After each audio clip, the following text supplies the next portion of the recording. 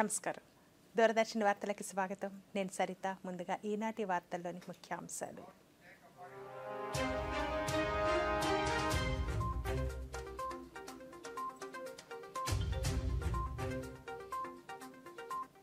ఉత్తరాఖండ్లో ప్రధాని ఎన్నికల ప్రచారం. ఉత్తరాఖండ్ సర్వతోముఖాభివృద్ధికి బీజేపీ కట్టుబడి ఉందన్న నరేంద్ర మోదీ. రాజస్థాన్లోనూ ప్రధాని ఎన్నికల ప్రచారం. ఈ ఎన్నికలు దేశానికి ఎంతో కీలకమని నరేంద్ర మోదీ వ్యాఖ్య. మదనపల్లిలో ముఖ్యమంత్రి మేమంతా సిద్ధం బహిరంగ సభ.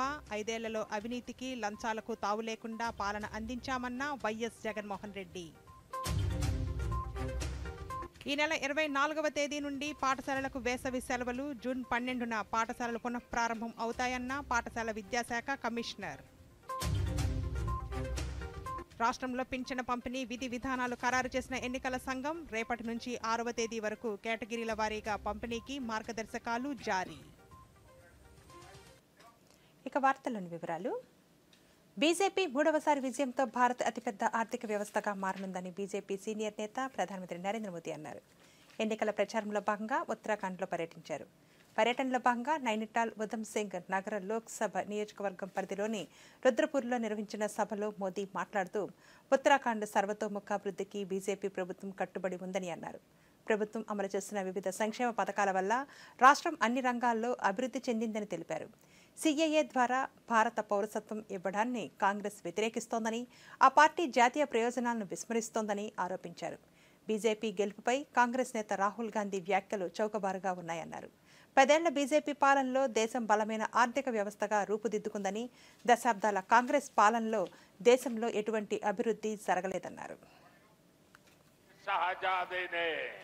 शाहजादे ने ऐलान किया है कि अगर देश ने तीसरी बार बीजेपी सरकार को चुनी, आग लग जाएगी.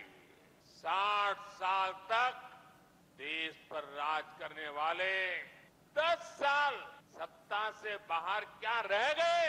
अब देश में आग लगाने की बात कर रहे हैं. क्या ये आग लगाने की बात आपको मंजूर है? क्या इस देश को आग लगाने देंगे? कांग्रेस तुष्टीकरण के दलदल में ऐसा धंस गई है कि कभी देश हित का सोच ही नहीं सकती. यही कांग्रेस है जो घुसपैठियों को बढ़ावा देती है. लेकिन जब भाजपा सीएए के माध्यम से मां भारती में आस्था रखने वालों को भारत की नागरिकता देती है, तो कांग्रेस को सबसे ज्यादा तकलीफ होती है.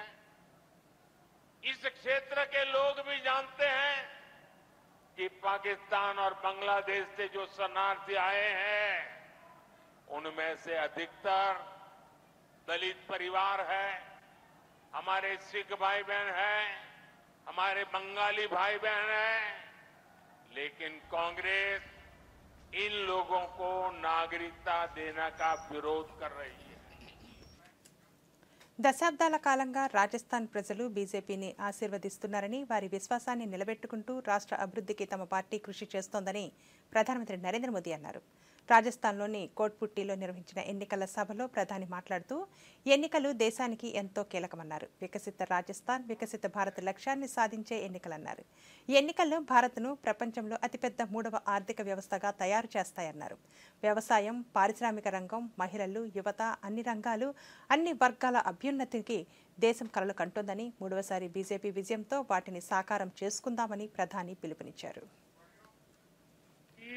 तीसरी सबसे बड़ी अर्थव्यवस्था बनाने के लिए है. ये चुनाव आत्मनिर्भर भारत के सपने को पूरा करने के लिए है. किसानों की समृद्धि के संकल्प का चुनाव है. ये चुनाव घर घर नल से जल पहुंचाने का चुनाव है. लेकिन भाइयों बहनों, कांग्रेस और उसका इंडी गठबंधन देश के लिए नहीं बल्कि अपने स्वार्थ के लिए चुनाव लड़ रहे हैं।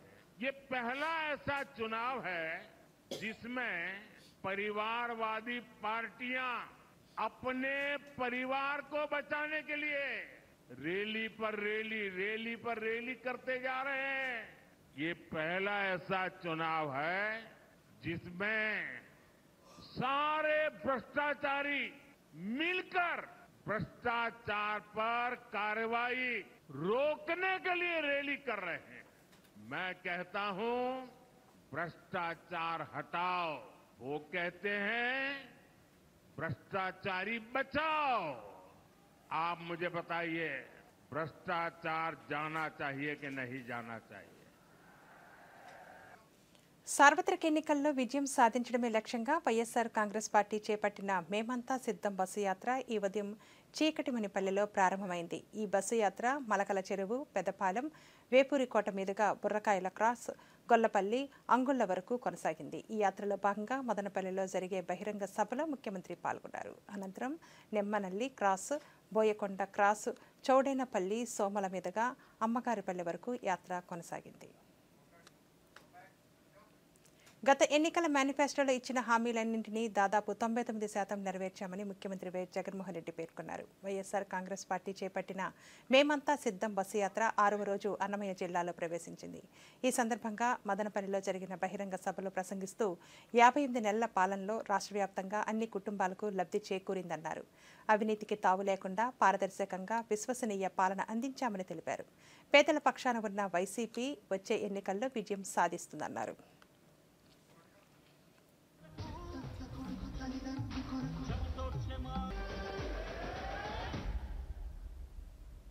ఈ చిరునవ్వుల మధ్య మీ ఆత్మవిశ్వాసం చూస్తా ఉంటే గుండె నిండా చాలా సంతోషంగా ఉంది. మీ ఉత్సాహం చూస్తా ఉంటే మరో 6 వారాల్లోపే జరగబోయే కురుక్షేత్ర సంగ్రామంలో పేదల పక్షాన, పేదల భవిష్యత్ కొరకు ఒక గొప్ప గెలుపు కళ్ళ ఎదుటే కనబడతా ఉంది. ఈ రోజు మీ అందరి ఉత్సాహం మధ్యన మరి పేదల భవిష్యత్ కొరకు జరగబోయే యుద్ధంలో గెలుపు కోసం నేను సిద్ధం. మరి మీరంతా కూడా సిద్ధమేనా అని అడుగుతాను. ఇంటింటి అభివృద్ధిని, ప్రతి ఊరి అభివృద్ధిని, సామాజిక వర్గాల అభ్యున్నతిని, అక్క చెల్లెమ్మల సాధికారతను, అవ్వ తాతల సంక్షేమాన్ని, మన పిల్లల భవిష్యత్తును కాపాడుకునేందుకు, కొనసాగించేందుకు మీరంతా కూడా సిద్ధమేనా అని అడుగుతాను. ఇంటింటికి మంచి చేశాం, ప్రతి గ్రామానికి మంచి చేశాం. చేసిన మంచిని ప్రతి గడపకు వివరించి 175 అసెంబ్లీ స్థానాలకు 175 అసెంబ్లీ స్థానాలు, 25 ఎంపీ స్థానాలకు 25 ఎంపీ స్థానాలు, ఎక్కడ ఒక్క సీటు కూడా తగ్గేందుకే వీల్లేదు. డబుల్ సెంచరీ కొట్టేందుకు, 200కు 200 కొట్టేందుకు మీరంతా కూడా సిద్ధమేనా అని అడుగుతాను.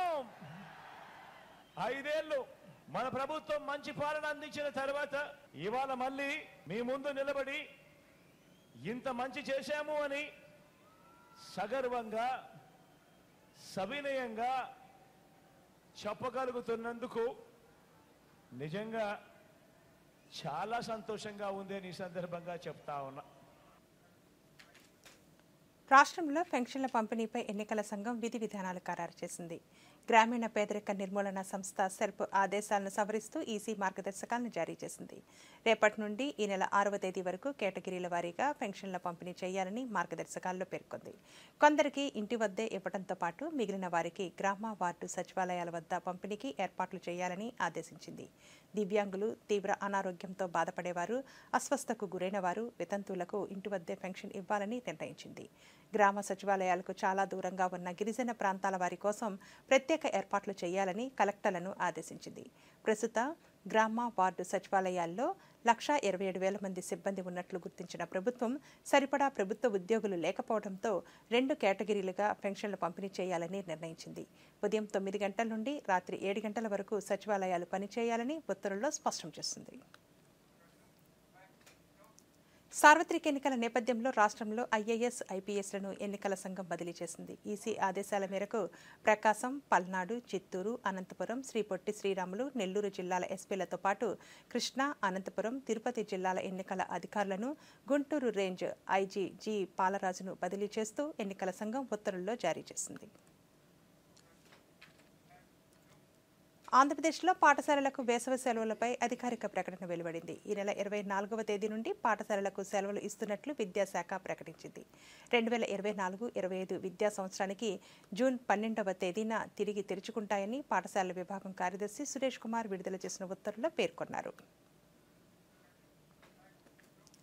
అర్హులుగా ఉండి ఇంకా ఓటరుగా నమోదు కాని వారు వెంటనే తమ పేరును ఎన్రోల్ చేసుకోవాలని కర్నూలు జిల్లా కలెక్టర్ డాక్టర్ జి సృజన తెలిపారు. పత్తికొండ మండలంలో ఓటు హక్కుపై నిర్వహించిన అవగాహన ర్యాలీ సందర్భంగా కలెక్టర్ మాట్లాడుతూ జిల్లాలోని అర్బన్ ఏరియాలో ఓటర్ నమోదు శాతం చాలా తక్కువగా ఉందని, ఓటర్ నమోదు శాతాన్ని పెంచుకోవాల్సిన అవసరం ఉందని అన్నారు. ప్రజలందరూ తమ ఓటు హక్కును వినియోగించుకోవాలని, సమాజ ప్రగతిలో భాగస్వామ్యులు కావాలన్నారు. 18 ఏళ్ళు దాటిన వాళ్ళు మీ ఓటు ఉన్నదో లేదో చూసుకొని, లేకపోతే మళ్ళీ ఒకసారి ఎన్రోల్ చేసుకోవడానికి మీ బిఎల్ఓని సంప్రదించడానికి ముందు జరుగుతున్న voter awareness program nomination withdrawal చేసేంత వరకు, అంటే ఏప్రిల్ 25వ తేదీ వరకు కూడా ఓట్లు నమోదు చేసుకొని వాళ్ళు ఎవరన్నా ఉంటే చేసుకోవడానికి అవకాశం ఉంటుంది. దయచేసి దాన్ని పూర్తిగా వినియోగించుకోవాలని కోరుకుంటున్నాను. ఇంట్లో పెద్దవాళ్ళు అందరినీ మోటివేట్ చేసి ఓటింగ్కి పంపించాలి. మనం ఓటర్గా లేకపోతే 18 ఏళ్ల వయసు నిండి ఉంటే కనుక ఓటర్గా నమోదు చేసుకోవాలి. ఖచ్చితంగా మే 13వ తేదీ జరగబోయే ఎన్నికల్లో పెద్ద ఎత్తున పౌరులందరూ వచ్చి ఓటు హక్కు మనకి రాజ్యాంగం ఏదైతే ఇచ్చిందో దాన్ని నిర్వహిస్తూ మన దేశ పురోగమనంలో మనం కూడా మన బాధ్యతని, మన పాత్రని పూర్తిగా నిర్వహించాలి అని ప్రతి ఒక్కరికి మరి ఒకసారి విన్నవించుకుంటూ ఈ మెసేజ్ని మీరు ప్రతి ఒక్క గ్రామంలో, ఈ పత్తికొండ నియోజకవర్గంలో ఉండే ప్రతి ఒక్క పౌరులకి కూడా చేరవేస్తారని గట్టిగా నమ్ముతూ వచ్చిన ప్రతి ఒక్కరికి మరి ఒకసారి ధన్యవాదాలండి. ఎన్నికల అనంతరం ఈవీఎంల భద్రత దృష్ట్యా ఒంగోలు సమీపంలోని రైస్ ఇంజనీరింగ్ కళాశాలను ఎంచుకున్నట్లు ప్రకాశం జిల్లా కలెక్టర్, జిల్లా ఎన్నికల అధికారి ఏఎస్ దినేష్ కుమార్ తెలిపారు. కళాశాలలోని గదులను, పరిసర ప్రాంతాలను జిల్లా SP Parameswar Reddy joint collector గోపాలకృష్ణతో కలిసి పరిశీలించారు. ఈ సందర్భంగా కలెక్టర్ మాట్లాడుతూ కళాశాలలోని 64 గదులను స్ట్రాంగ్ రూమ్, కౌంటింగ్ నిమిత్తం వినియోగించనున్నట్లు తెలిపారు. పోలింగ్ రోజు నుండి కౌంటింగ్ వరకు 14 రోజుల సమయం ఉండటంతో స్ట్రాంగ్ రూమ్ల పరిశీలన నిమిత్తం సీసీ కెమెరాలను ఏర్పాటు చేస్తున్నామన్నారు. జిల్లా ఎస్పీ పరమేశ్వర్ రెడ్డి మాట్లాడుతూ కళాశాల వద్ద 3 అంచెల భద్రత ఏర్పాటు చేస్తున్నామన్నారు. పరిసర ప్రాంతాల్లో ట్రాఫిక్ ఇబ్బందులు తలెత్తకుండా ముందస్తు చర్యలు తీసుకుంటున్నట్లు తెలిపారు. రూమ్ అరేంజ్మెంట్స్ గురించి చూడడానికి నేను ఎస్పీ గారు, జాయింట్ కలెక్టర్ గారు, డిఆర్ఓ, అడిషనల్ ఎస్పీ గారు and all other respective departments అందరూ కూడా ఇవాళ రైస్ కాలేజీకి రావడం జరిగింది. ఎన్నికలు కంప్లీట్ అయిన తర్వాత 8 కాన్స్టిట్యూన్సీలో ఉంటున్న all polled EVMs and other EVMs polled materials అన్నీ కూడా ఈ రైస్ కాలేజెస్లో ఉంటున్న టోటల్ ఒక 64 డిఫరెంట్ గదిలో పెట్టడానికి ఏర్పాటు చేస్తున్నాము.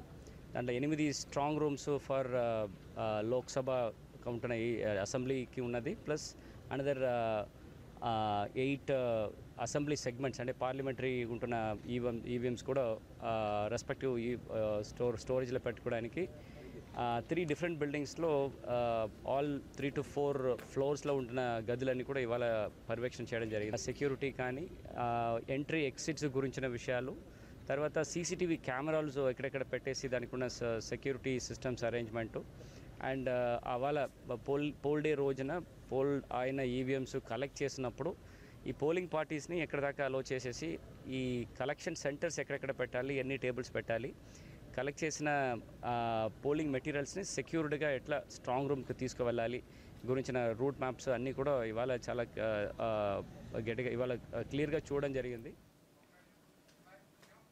ఇప్పుడు ఒక చిన్న విరామం. నీకు గట్టి ఇన్సెంటివ్ దొరికింది. ఏంటి ప్లాన్? గవర్నమెంట్ సెక్యూరిటీస్ లో ఇన్వెస్ట్మెంట్. బాగా సరిగ్గా అనుకుంటున్నారు. ఇప్పుడు గవర్నమెంట్ సెక్యూరిటీస్ లో ఇన్వెస్ట్ చేయడం సులువైపోయింది. కానీ ఎలా? ఆర్బీఐ రీటైల్ డైరెక్ట్ స్కీమ్ లో మీరు బ్రోకర్ లేకుండా ఇన్వెస్ట్ చేయవచ్చు. పైగా మీకు మీ పెట్టుబడిపై రిటర్న్స్ వస్తాయి. ఆర్బీఐ పోర్టల్లోకి వెళ్ళండి, ఉచితంగా అకౌంట్ తెరిచి మీ బ్యాంక్ ఖాతా నుంచి నేరుగా డబ్బు ఇన్వెస్ట్ చేయండి. సురక్షితం, సులభం. రిటైర్మెంట్ తర్వాత నేను ఇందులోనే ఇన్వెస్ట్ చేస్తా. మీరు చాలా బాగా చెప్పారు. ఆర్బీఐ అంటుంది, విషయాలు తెలుసుకోండి, జాగరూకంగా ఉండండి. తిరిగి వార్తలకి స్వాగతం. శ్రీ పొట్టి శ్రీరాములు నెల్లూరు జిల్లా కలెక్టర్ ఆదేశాల మేరకు రేపటి నుండి జిల్లాలో పెన్షన్ల పంపిణీ జరుగుతుందని డిఆర్డీఏ ప్రాజెక్ట్ డైరెక్టర్ సాంబశివారెడ్డి తెలిపారు. నెల్లూరులో ఆయన మీడియాతో మాట్లాడుతూ ఎన్నికల నియమావళిని అనుసరించి పెన్షన్ల పంపిణీకి సచివాలయ పరిధిలో కౌంటర్లు ఏర్పాటు చేసినట్లు తెలిపారు. లబ్ధిదారులు సంయమనం పాటించి ఈ కౌంటర్లలో పెన్షన్ తీసుకోవాలని సూచించారు. పెన్షన్ లబ్ధిదారులందరికీ కూడా పెన్షన్ పంపిణీ చేయడం జరుగుతుంది. అయితే ఇది ఆర్థిక సంవత్సరం చివరవడంతో ఈ ఏప్రిల్ నెలలో ఏప్రిల్ 3వ తారీఖు నుంచి 8వ తారీఖు వరకు పెన్షన్ లబ్ధిదారులందరికీ కూడా ప్రభుత్వం తరపున పెన్షన్ పంపిణీ కార్యక్రమం చేపట్టడం జరుగుతుంది. పెన్షన్ లబ్ధిదారులందరూ కూడా సచివాలయానికి వచ్చి అక్కడ సచివాలయం సిబ్బంది ఏర్పాట్లు చేస్తున్నారు. వారి ద్వారా పెన్షన్ అందుకోవాల్సి ఉంటుంది.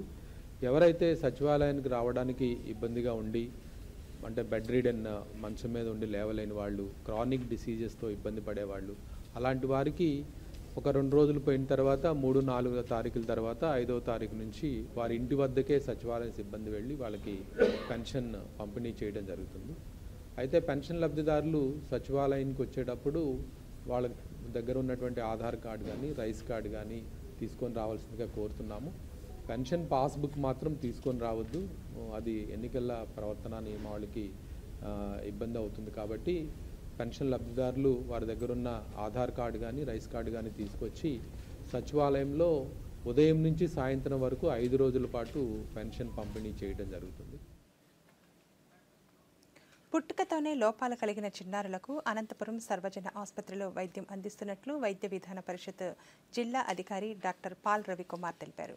ప్రపంచ ఆటిజం డే సందర్భంగా జరిగిన అవగాహన కార్యక్రమంలో ఆయన దూరదర్శన్తో మాట్లాడుతూ మెదడు ఎదుగుదలకు తోడ్పడే కొన్ని రసాయనాల లోపం వలన ఆటిజం వస్తుందని, ఆ లక్షణాలను తల్లిదండ్రులు గుర్తించి వాటిని ఆసుపత్రికి తీసుకువెళ్లాలన్నారు.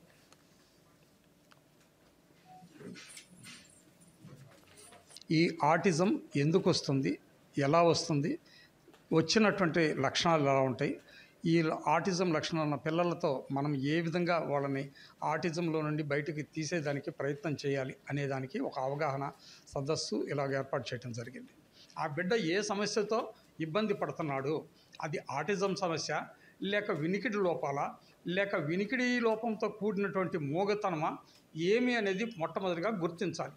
గుర్తించిన తర్వాత ఆ యొక్క బిడ్డకు ఏ విధమైన చికిత్సలు చేస్తే బిడ్డ మరలా నార్మల్ బిడ్డగా మార్చేదానికి అవకాశం ఉంది అని చెప్పి మనం గ్రహించి దానికి సంబంధించినటువంటి ఈఎన్టీ వైద్యులు, మానసిక వైద్యులు, మానసిక వ్యాధిగ్రస్తులకి సంబంధించినటువంటి డిపార్ట్మెంట్స్, ఈ విధంగా వీళ్ళందరి సహాయ సహకారాలతో స్పెషల్ టీచర్సు వారందరితో కూడా ఈ యొక్క బిడ్డకు చికిత్స చేసేదానికి ఒక అవకాశం అనేది కల్పించబడుతుంది. మొట్టమొదటిగా బిడ్డతో ఎక్కువ సమయం గడిపేది ఎవరంటే తల్లి తండ్రి వాళ్ళు గ్రహించి సాధ్యమైనంత త్వరగా ఈ యొక్క డిస్ట్రిక్ట్ అర్లీ ఇంటర్వెన్షన్ సెంటర్కి తీసుకుని వచ్చేటట్లయితే ఇక్కడ ఉండే వైద్యులు ఆ వ్యాధిని నిర్ధారించి తద్వారా దానికి చికిత్సలకు తగిన ఏర్పాట్లు చేస్తారు. రాష్ట్రాన్ని సంక్షేమం అభివృద్ధి దిశలోనికి నడిపించిన వైసీపీ ప్రభుత్వాన్ని మరోసారి గెలిపించాలని శాసనసభ స్పీకర్ తమ్మినేని సీతారాం పేర్కొన్నారు.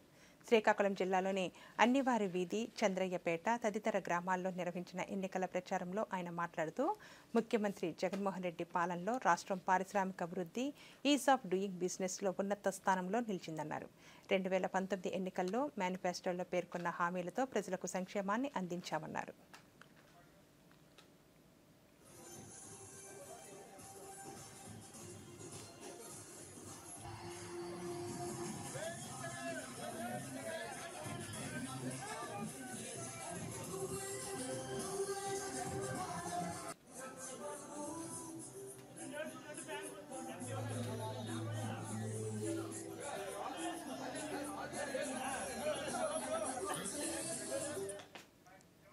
సార్వత్రిక ఎన్నికల్లో మద్యం పంపిణీ లేకుండా స్వేచ్ఛాయుతంగా జరగాలని సిటిజన్స్ ఫర్ డెమోక్రసీ సంయుక్త కార్యదర్శి వల్లంరెడ్డి లక్ష్మణ్ రెడ్డి అన్నారు.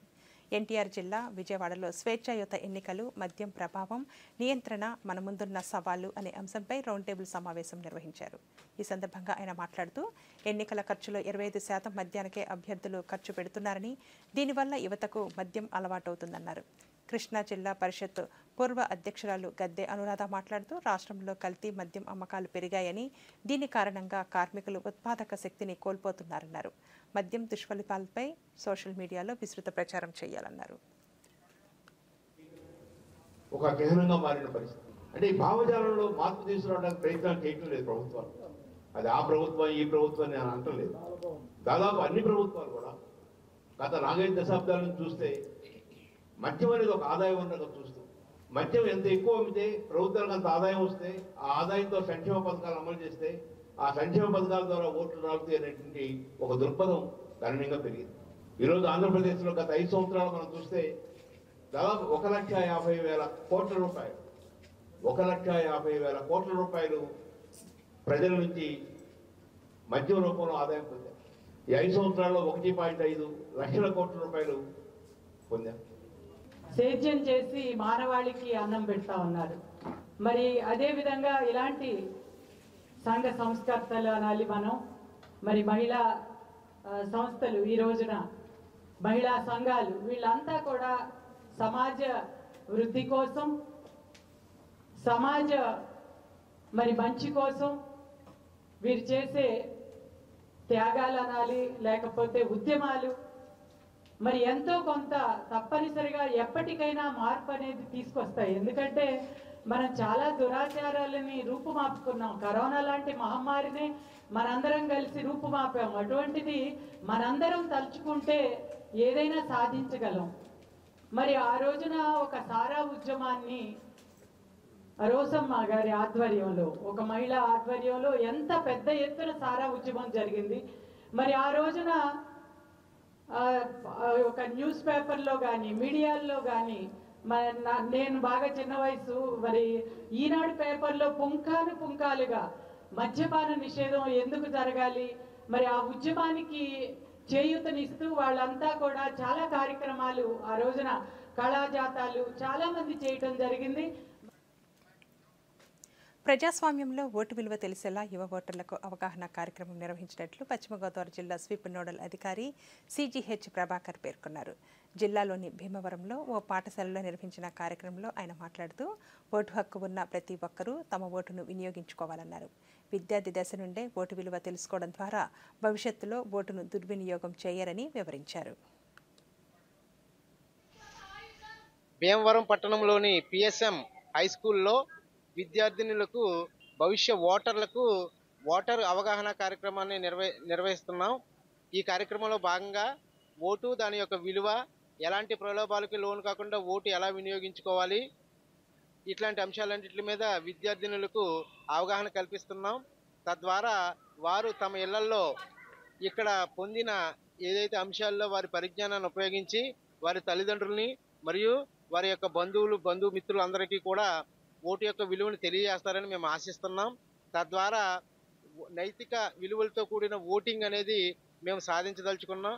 ఈ విద్యార్థుల ద్వారా వీరు వెళ్ళి తమ యొక్క తల్లిదండ్రులకు ఓటుని ఎలా వినియోగించుకోవాలి, ఎట్లాంటి ప్రలోభాలకు లోకుండా లోను కాకుండా తమ యొక్క విలువైన ఓటుని ఏ విధంగా వినియోగించుకోవాలన్న విషయంపై వారి తల్లిదండ్రులతో మాట్లాడి వారికి కూడా అవగాహన కల్పిస్తారన్న ఉద్దేశంతో ఈ భవిష్య ఓటర్ అవగాహన కార్యక్రమాన్ని మేము నిర్వహిస్తున్నాం. గుంటూరు, పల్నాడు, ప్రకాశం, బాపట్ల జిల్లాల్లోని తాగునీటి అవసరాల కోసం నాగార్జున సాగర్ కుడి కాలువకు 5 టీఎంసీల నీటిని విడుదల చేయాలని రాష్ట్ర ప్రభుత్వం కృష్ణా బోర్డును కోరింది. ఈ మేరకు కృష్ణా బోర్డు చైర్మన్ శివనందన్ కుమార్కు ఏపీఈఎన్సీ సి నారాయణ రెడ్డి లేఖ రాశారు. ఈ నెల నుండి రోజుకు 5,500 క్యూసెక్కుల చొప్పున 11 రోజుల్లో 5 టీఎంసీల నీటిని విడుదల చేయాలని విజ్ఞప్తి చేశారు.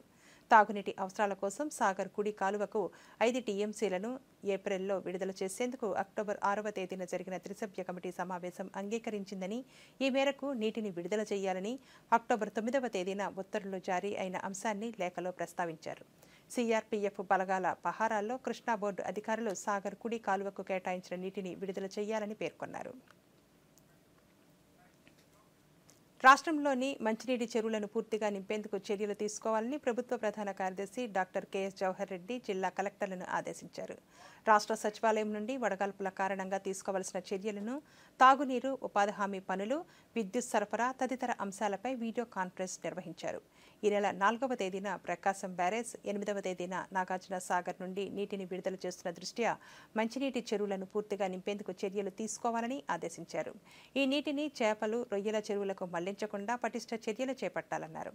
ఎండ వేడిమి, వడగాల్పుల తీవ్రత నేపథ్యంలో తీసుకోవాల్సిన జాగ్రత్తలపై ప్రజల్లో అవగాహన కల్పించేందుకు చర్యలు తీసుకోవాలని ఆదేశించారు. ఉపాధి హామీ పనులు ఉదయం 10:30 పూర్తి చేసేలా జాగ్రత్తలు తీసుకోవాలని, పనిచేసే ప్రాంతంలో తాగునీరు, తగిన నీడ ఉండేలా చూడాలని, ప్రాథమిక చికిత్సకు సంబంధించిన కిట్లను అందుబాటులో ఉంచాలన్నారు. అలాగే వేసవి దృష్ట్యా పాఠశాలల నిర్వహణ విషయంలో విద్యాశాఖ అధికారులు తగు జాగ్రత్తలు తీసుకోవాలన్నారు. తిరుమల శ్రీ వెంకటేశ్వర స్వామి ఆలయంలో కోయిల్ ఆల్వార్ తిరుమంజనం శాస్త్రోక్తంగా ఈరోజు నిర్వహించారు. ఈ నెల 9వ తేదీన ఉగాది పర్వదినాన్ని పురస్కరించుకొని కోయిల్ ఆల్వార్ తిరుమంజనం నిర్వహించారు. అర్చకులు ఈ ఉదయం ఆలయంలోని ఆనంద నిలయం మొదలుకొని బంగారు వాకిలి వరకు, శ్రీవారి ఆలయంలోని ఉప ఆలయాలు, ఆలయ ప్రాంగణం గోడలు, పైకప్పు, పూజా సామాగ్రి తదితర అన్ని వస్తువులను నీటితో శుభ్రం చేశారు. ఈ సమయంలో స్వామివారి మూల విరాట్ను వస్త్రంతో పూర్తిగా కప్పి ఉంచారు. శుద్ధి అనంతరం శ్రీచూర్ణం, కస్తూరి పసుపు, పచ్చాకు, కర్పూరం, గంధపొడి, కుంకుమ తదితర సుగంధ ద్రవ్యాలు కలిపిన పవిత్ర పరిమళ జలంతో ఆలయం అంతటా సంప్రోక్షణ చేశారు. అనంతరం స్వామివారికి ప్రత్యేక పూజ, నైవేద్య కార్యక్రమాలను అర్చకులు శాస్త్రోక్తంగా నిర్వహించారు. కోయిల్ ఆల్వార్ తిరుమంజనం నేపథ్యంలో అష్టదళ పాద పద్మారాధన సేవను రద్దు చేసినట్లు టీటీడీ పాలక మండలి చైర్మన్ భూమన కరుణాకర్ రెడ్డి తెలిపారు.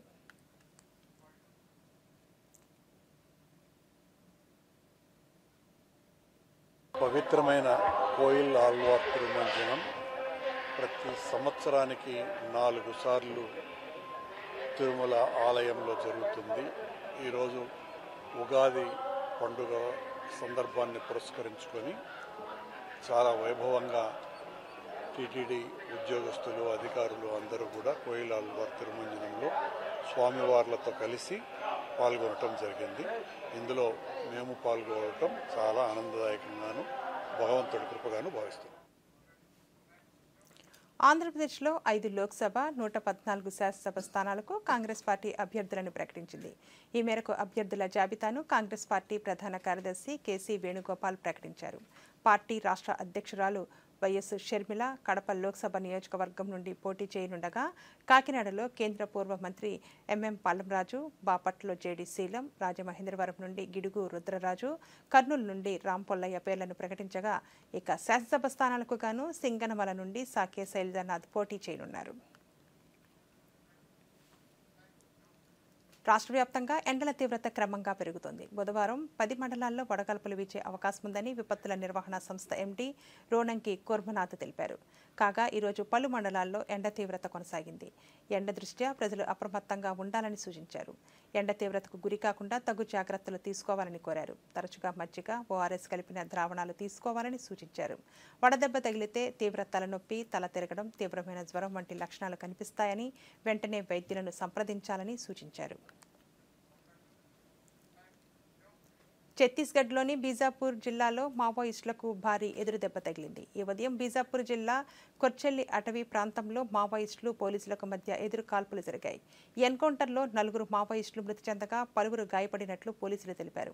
అటవీ ప్రాంతంలో కూంబింగ్ నిర్వహిస్తున్న భద్రతా బలగాలకు మావోయిస్టులు తారసపడ్డారు. ఈ క్రమంలో పారిపోవడానికి ప్రయత్నించిన మావోయిస్టులు పోలీసులపై కాల్పులు జరపగా, ప్రతిగా భద్రతా బలగాలు జరిపిన కాల్పుల్లో 4 మరణించారని అధికారులు వెల్లడించారు. ఘటనా స్థలం నుండి మందు పాత్రలు, ఆయుధాలు, మందుగుండి సామాగ్రిని పోలీసులు స్వాధీనం చేసుకున్నారు. సిరియా రాజధాని డమాస్కస్లోని ఇరాన్ రాయబార కార్యాలయం కాన్సులర్ విభాగంపై ఇజ్రాయెల్ గగనతల దాడికి దిగింది. క్షిపణులతో జరిపిన ఈ దాడిలో Islamic revolutionary guards corps senior కమాండర్లు Mohammad Reza Zahedi, Mohammad Hadi Haji రహీమీతో సహా 7 అధికారులు దుర్మరణం పాలయ్యారు. ఈ దాడులను ఇరాన్, సిరియా దేశాలు ఖండించాయి. మరోవైపు ఇజ్రాయెల్ దీనికి తగిన మూల్యం చెల్లించక తప్పదని ఇరాన్ హెచ్చరించింది.